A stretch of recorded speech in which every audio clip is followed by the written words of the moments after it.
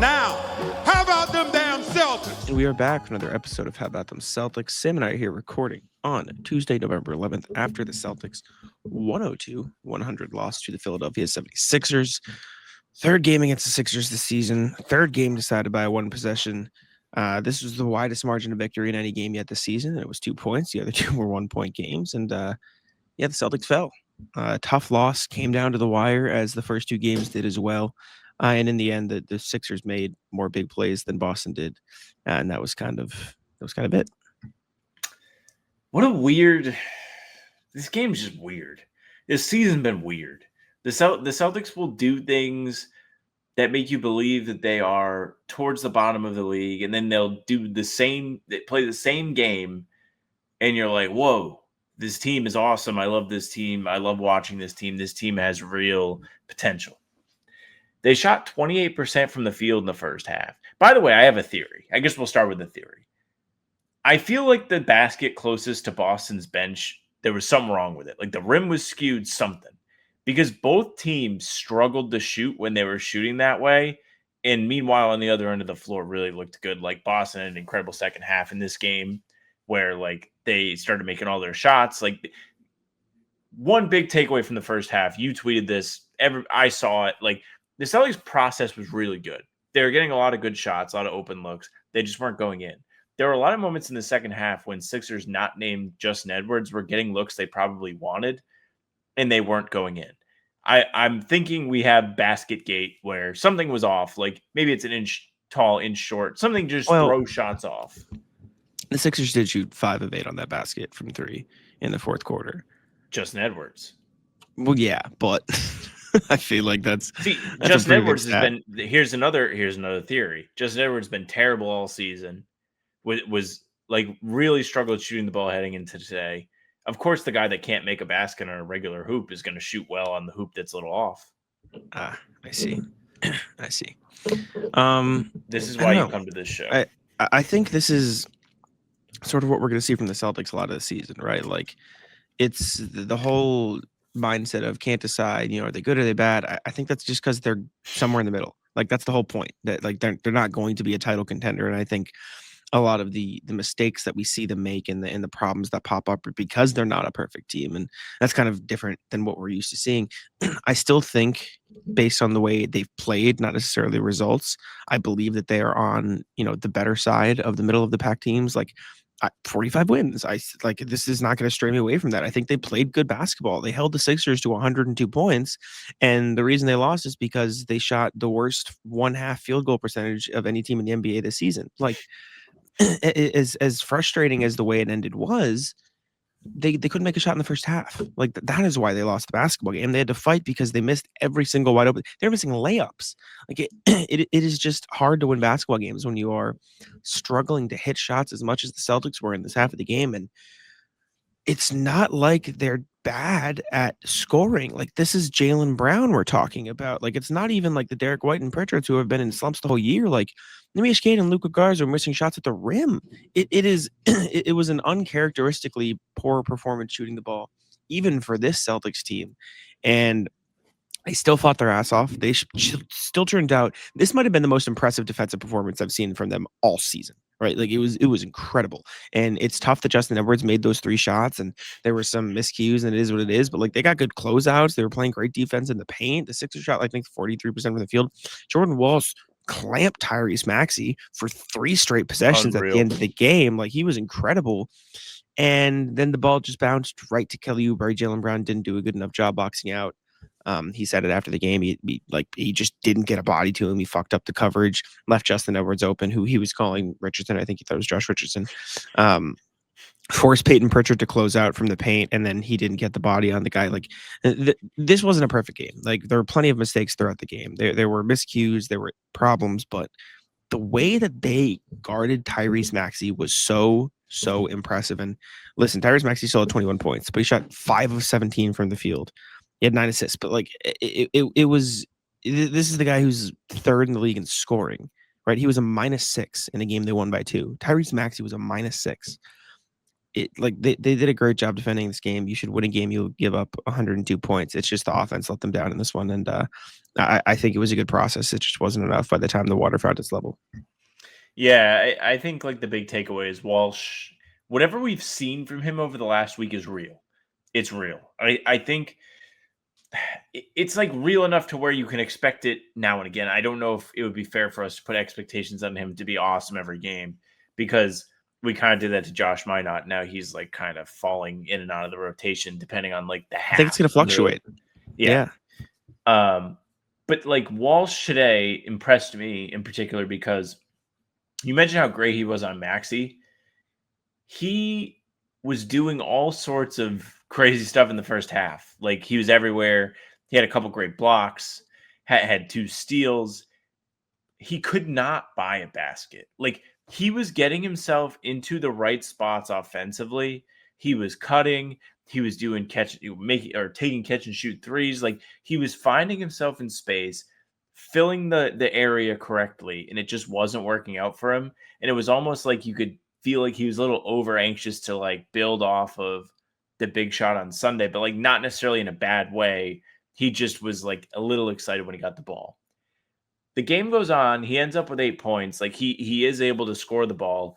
And despite the cold offensive start, he still never wavered defensively, stuck with Maxey. Like we talked about the end of the game, and the end of the game was spectacular, and he did it in crunch time. And like there are so many times you watch the Celtics, even in years past, like when they were a championship level team, and you had like me personally, I would have no faith that they were going to get the stop, just because they wouldn't. Walsh got 3 stops on a guy that has had a scorched earth start to the season, and that is super impressive. But the fact that his motor ran even early in the game when he wasn't getting hit the ball to go to the bottom of the net on offense, that was super impressive to me. Walsh, for the first 2.5 maybe quarters of this game, was the best player on the Celtics. Unironically, like genuinely, the impact he was making defensively, on the offensive glass, everything was incredible, right? Like he finished the first half with 0 points, with 3 points. Sorry, 3 rebounds. This box score is impossible to read. But it just felt like he was everywhere because defensively he was insane. And then in the second half, he finally got some shots to fall. Went 2 of 2, 1 of 1 from 3. Had 3 or 4 rebounds, 1 offensive. Like he was just amazing. He set his record for minutes played last game, and he said it again this one. He played 29-18. He played the 4th most minutes on the Celtics tonight, behind Pritchard, White, and Brown. Like he's found something here. He deserves a lot of credit for the way he's been playing. Also, very small, encouraging sign, and it came late, so people aren't really gonna give it the credit it's worth. Derek White found something in the second half of this basketball game, which he wasn't amazing in the first half. Obviously, no one was. I mean, Namish Keita and Will Gonzalez shot the best in the first half at 2 of 4 and 2 and 2. You had 1 of 7, and Minot was 1 of 1. You had 1 of 7 Brown, 1 of 8 Derek, and 0 of 5 Peyton. They shot a combined 2 of 20 from the field. That's not going to get it done. Second half comes around, aggressive Derek gets going, and you really start to see like, oh wow, this is the Derek White we wanted. He's 6 of 12, 4 of 6, 16 points, 4 assists, like everything you wanted to see from him.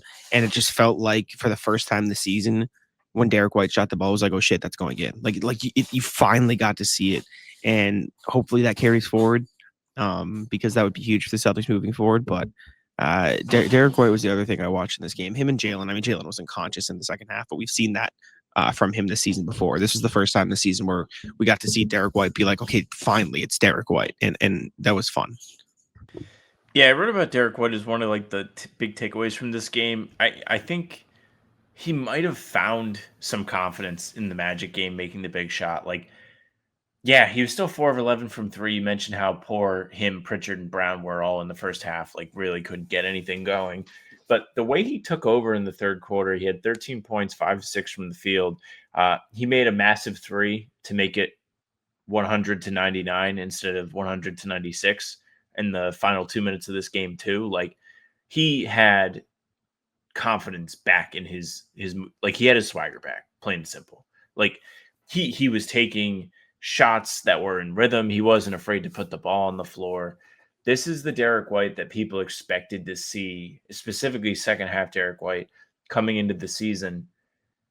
And you could tell how much better the potential for this team becomes when he's actually able to contribute in this way. Like, they dominated the third quarter. They won 36-20. Like, they put a beat down on the Sixers. I was like, oh my gosh, they're gonna run away with this game. And then Justin Edwards caught fire and like kept Philly in the game. Quentin Grimes made some big shots. Like, you have to really credit Philly's role players because they did a great job picking up where Maxey didn't really give it to them today. But the way Derek was leading that unit without Jaylen Brown on the floor was super impressive to me. And like, for a team that seems to struggle whenever Jaylen isn't on the floor, that is super valuable if you're not on Team Tank. Like, if you're looking to see them compete and get into the back end of the playoffs, like, that's what you need to see. Yeah. This is not a game where I'm going to lose hope about their ability to compete for a playoff spot this season. I know what my eyes are seeing. They're playing good basketball. They just are. They're playing good basketball. And now the key is, how can they finish out those basketball games? How can they not have all those little moments throughout the game, as Jaylen Brown said post game? Like, I asked him about what's going wrong in these clutch games. What have you seen as trends? And he's basically like, we're doing some little things wrong. Like, we're just little things leading up throughout the game are going wrong for us. And that's been a reason for why they haven't been able to get the job done. But before we do continue, I want to tell you guys about Prize Picks. Prize Picks, the best place to get real money sports action. This basketball season, the World Series ended a while ago. Basketball season is going on right now. And despite the Celtics struggles, you can still get some action on Prize Picks. This episode is brought to you by Prize Picks. You and I make decisions every day, but on Prize Picks, being right can get you paid. Don't miss any of the excitement this basketball season on Prize Picks, where it's good to be right. Prize Picks offers stacks now, which means you can pick the same player up to 3 times in the same lineup. You want to pick the more in Jaylen Brown points, threes, assists, rebounds, any of the 3 of the category, any of his stats, dunks even. I almost had a big one tonight. You can check it out on Prize Picks with the new stacks feature. You can pick all of them in the same lineup only on Prize Picks. Follow other Prize Picks players directly in the app as well. Copy their lineups in one click, whether it's a friend, a celebrity partner, or someone whose picks you like. Hit the follow button and check out every lineup they create in the new feed tab on Prize Picks. Football season is going on too. If you're part of the Drake May hype train, you can get in on that action too on Prize Picks. Download the Prize Picks app today and use code CLNS to get $50 in lineups after you play your first $5 lineup. That's code CLNS to get $50 in lineups after you play your first $5 lineup. Prize Picks. It's good to be right. Where do you want to go to next, Sam? I'll let you steer the ship here. Anthony Simons. After the game I wrote about for Harvard DD, I'm not like outraged about this. Like, I just thought it was interesting. I thought it was weird. Anthony Simons had 10 points in the first half of this fourth quarter. He also had an assist to Pritchard. So he was responsible for 13 points total. Then he comes out with just over 6 minutes to play. Celtics are up 8. Philly rips off the fastest 9-0 run you've ever seen. Boston offense, like, they don't really look as coherent. Like, granted, it was a big, like, kind of line change. Like, Jaylen was back in the game. Derek White was back in the game. And after they'd been running things through Simons, who was hot, like, they kind of had to refine it. I just thought it was weird, and it killed, like, the momentum they had built to that point. Because, again, like, they found a way to parlay the White momentum from him just going scorched earth to end the third. By the way, which it absolutely sucked that the Celtics lost this game by 2 points, and fucking Quentin Grimes made a half-court heave at the end of the third, which I forgot about until now. I didn't even think about that. But then they, like, kind of, like, shrugged that off, which at the moment I was like, damn, like, that's going to make it really tough to win this game because they're going to not be dead. Simons comes out, really looks good, does, like, some of the things that you feel like they've been trying to convince him to get more into. It's like, hey, man, like, you can do all the things you did in Portland. And he was hitting step back threes, like, created a nice floater in the mid range, got to the free throw line. And then he's gone. And then he's out. And then the Celtics are down, just like they'd been the most of the night. Once they went down, they did recover well. Like, it wasn't like they lost complete control and slipped. Like, they punched back. Jaylen created some good opportunities. Pritchard found Nemi for a lob. Like, they did good things. And then they put Simons in with 2 minutes left. Like, I don't think it was a Joe Mazzulla being like, we don't like that you're on the floor. We need to take you out. We want to see what happens when we take you out of the game. I think it was you've played X amount of minutes in a row. You need a break. But at that point, like, he's not really showing you any signs of fatigue or anything like that.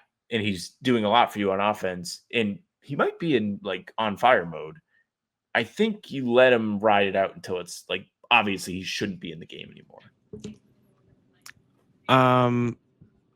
Anthony Simons did a lot of good things in this game.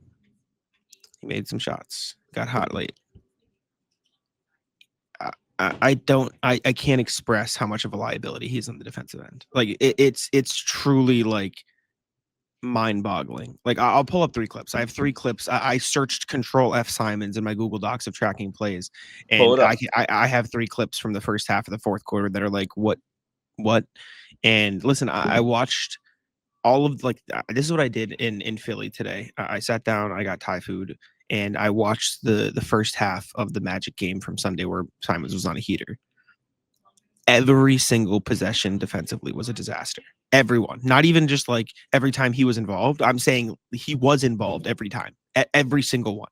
It like just because the Magic missed some shots can't take away from like I like Simons as a catch and shoot threat. I don't want that to be misconstrued, but it is mind-boggling to me how many people, and this isn't you because I've seen it on Twitter after the game, and I was going to bring this up, refuse to watch both sides of the basketball. Like all they do is watch and see if the shot goes in. And I'll pull these plays up. Like again, I really truly do not want this to turn into I hate Anthony Simons because I do think he's valuable as a catch and shoot 3-point threat. But just like here, like watch Anthony Simons gets caught there, and they get like it's just like he's going for that, and then he gets caught out, and then where's the one that I was? There was one at the beginning of the fourth. This is the one. The first play of the fourth quarter. All right. It is just Anthony Simons. Yeah, that was not a good. It's and then this is like right before he started getting taken out. This isn't even a defensive play. It's just every time Simons gets hot, something goes wrong. Just something goes wrong. Like it's frustrating because he's giving you so much on offense. But I think Jake Eisenberg tweeted it. He has to be unconscious for it to be even like consider worth it to keep him on the court. And you know what? I'm just gonna. It's frustrating because he can give you stuff. It's just not good enough a lot of the time. And that's what's the really annoying part because he's clearly a very talented scorer. It's just hard to keep him on the court when he's giving so little on the defensive side of the ball. Look, the clips you showed are very valid. Like backdoor cut, really, really bad. Doing the little behind the back and just falling, really, really bad. He was a little unconscious. Like he might have been at the level. Like the turnover aside, like he was doing a lot of really good things on offense, and he was. Listen, it was like a lot of the possessions we've come on here and complain about when he doesn't have it going, and it's just like, man, the ball really doesn't move that well. He did thread a few nice passes into the lane and to guys in the corner that might not have turned into assists. He had 5 assists today, but I don't. That's not really like what the point is. The point is like. I was like, whoa, he might be super hot. Like, don't touch him kind of stuff. And he came out the game and the air came out of it. Like that is where it is for me. It's not to say like he doesn't have shortcomings. He absolutely does. Everything you showed is valid. I just felt like that was a like weird, subjective read the room situation that was not in Boston's favor. But like, I don't know, dude, this is Monday morning quarterback stuff. It's like, even with the decision to sit Simons and the loss of momentum, they had a possession to tie or win the game. So they did good enough despite taking him out of the game. That's not the reason they lost. It's true.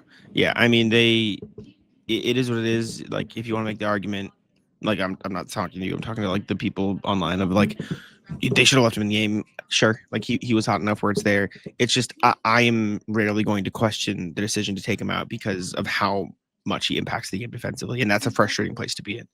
But yeah, the last, 5 minutes of the game, Justin Edwards hits a bunch of shots. Celtics just can't really find anything. That last Derek White possession might have been a foul. I don't really know. It doesn't really matter. I mean, it does matter, but it's like, HK almost got it anyways. So, I mean, do you want to watch it? Do you want to see if it was a foul or do we not care? I mean, I can pull it up in like 2 seconds right here. You pull it up. Yeah. Okay. I mean, there was like some argument either way. I thought it was weird that they didn't take a timeout. Did they have one? They had one left? Yeah. If the NBC broadcasts, like the little bars on the bottom of the screen indicate that they, like, see the thing under the 100 that they have, like it looks like they do have a timeout. I don't know why once White picks the ball back up at half court that they don't call a timeout. Yeah, that is weird. Let's see. Did he? Oh, he definitely got fouled. He for sure got. There's another angle of this that like shows it even like gets more the ball clear where he gets whacked a little bit. Oh, but he does get whacked. Okay. Yeah. Nemi almost got there too. Oh my God, Nemi almost got there. Well, they were showing it on the broadcast. Tough. Nemi definitely didn't realize how much time was left, which like in real time, realizing you have a half a second. Yeah, like he probably could have dunked the ball. Like he had enough time to catch and dunk. They just, I mean, there's no way he would have known that in the heat of the moment, literally clock about to expire. I wouldn't, like, you can't be like, damn, Nemi, zero awareness, should have dunked that. Like, no. Yeah, just thought it was weird they didn't call timeout. And speaking of Nemi, Nick NBA pointed this out, and I agreed. Like, I feel like they missed Nemi a couple times late in this game where he was sprinting to the rim all year, and they just did not give it to him. All year. They've been missing Nemi all year. It's been tough. Also, I mean, not this game, but Nick NBA put out an article breaking down some of the film from the Leighton Orlando game. Just incredible stuff. Please, like if you haven't gotten a chance to read it, go read it on Celtics blog. It's like Parquet Plays, I think is what it's called. He breaks down some of the actions they were running to get some of those late threes. It was fucking awesome. Like, please, I urge everybody to go read it. Posted online on his socials, so if you need a quick way to go find it there or Celtics, go read it now. But yeah, man, like these games are tough, and they've been in a lot of clutch games this year, and they haven't been good in them. It's still small enough sample size where part of me questions if it's just some bad bounces. Like, listen, we could do this for every game though. That's the problem. Like at some point, it's not an injury thing. It's a trend. Like they're not good enough. Like we are one, Justin Edwards missing the shot right instead of left away from Kelly Oubre not getting that rebound, and this doesn't matter, right? Like we are one. At the same time, we're one Joel Embiid not fucking up a final possession away from them having another loss on the tally. We're a Utah disaster third quarter, a Knicks disaster second quarter. Like they're playing. It feels like the Celtics have played playoff basketball for 80% of their season, but the 20% has tanked it so much that it is just not there. And listen, I will say, this game in particular, I tweeted after the game, like of all their losses, this one, at least to me, feels like the toughest one in terms of the ratio of how well they played versus the result. Like I feel like they played so much better in this game than a lot of their other losses. Like it feels like just the process was there even more so than it has been. Like the Utah game, they couldn't defend in transition. It was a disaster. Like they deserved to lose that game. The Knicks game, that second quarter was horrendous. Like obviously the Rockets game was bad. The first Magic game, they turned the ball over a million times in the clutch. This one just felt like they got some tough breaks, and the shots just like this one felt the toughest of the bunch. But then again, that is just the continuous story. So that's kind of how it is with teams like this who are seemingly destined to be in the low playoff play-in range. Yeah, I felt like this game was a lot of fun, and it felt like they were going to win it. And like this whole 12-game sample size has just been one big pretzel. It's like just when you think you're like, oh man, like they're doing a lot of good things and their process is good. Once shots fall, they're going to start winning games. Like they just find some other way to come up short. And like tonight, it was missed shots. Like they spent a whole half just like, if they don't shoot the absolute worst percentage and a half for any NBA team this season, they win this game. Like it is extremes that make them lose games. Like the Utah game, worst percentage ever by a team that took over 53s in a game. Like it is anomaly, unironically or ironically, anomaly type stuff, whatever you want to call it, that is keeping them out of the win column. Yet, like their advanced metrics tell you that they are bad, but some of those advanced metrics are shooting. And it's like, well, my eyes tell me that Peyton Pritchard should shoot higher than 25%. Derek White should be shooting a higher percentage than he is now. And, today it was more of like what you would expect from Derek. But man, like it just feels so fake. I mean, Justin Edwards goes ballistic and you shoot 28% and a half and you lose by a possession where you had a chance to dunk the ball as the And they hit a Hornets half-court heave. and they hit a half-court shot. I mean, maybe this is just destiny. This is just how it's meant to be. That we're going to get to enjoy close games all year. And then And the we can root gods for want ping pong AJ balls in DeBonsa. May. Yes. But yeah, another game today as you're listening to this. Oh, Couldn't be more yeah. excited. You know they're going to lose to the pathetic Memphis Grizzlies. Listen, the Celtics are now, 2 games below 500? They are playing the Grizzlies, the Clippers, and the Nets twice. If they ever had a chance to surge, it is right now. So we'll keep a close eye on how these next 4 games go. But that's all I got. Appreciate y'all for tuning in. Leave a like, subscribe, and I'll say I'm taking it out. Hey, thank you very much for listening and watching. Make sure you leave a like, comment, subscribe. We are here every single day with new content. Full pods drop Tuesday, Thursday, Sunday. Game recaps throughout the morning after each game. And other videos are here in between to keep you up to date with all things Celtics. Also, be here for pregame live half hour before every single tip-off. Today, Wednesday, as you're hearing this, 7 p.m., Jack and I from TD Garden with a special guest. Don't want to miss it. It's been a lot of fun this year. We're on Spotify and Apple too. All pods and recaps are there. So if you just want those, follow. They'll go right to your feed. Leave a 5-star review. We'd appreciate that very, very much. You can email us, hbtcpod@gmail.com. I read them every single time we do the show, hbtcpod@gmail.com. Our socials are at How About Them C's for Twitter, Instagram, TikTok. Facebook's just the name of the podcast. All streams are there. They're on YouTube. They're on Twitter. Jack's Twitter's Jack's NBA. Mine's at Sam LaFrance NBA. That's it for us. Bye. Tic-tac.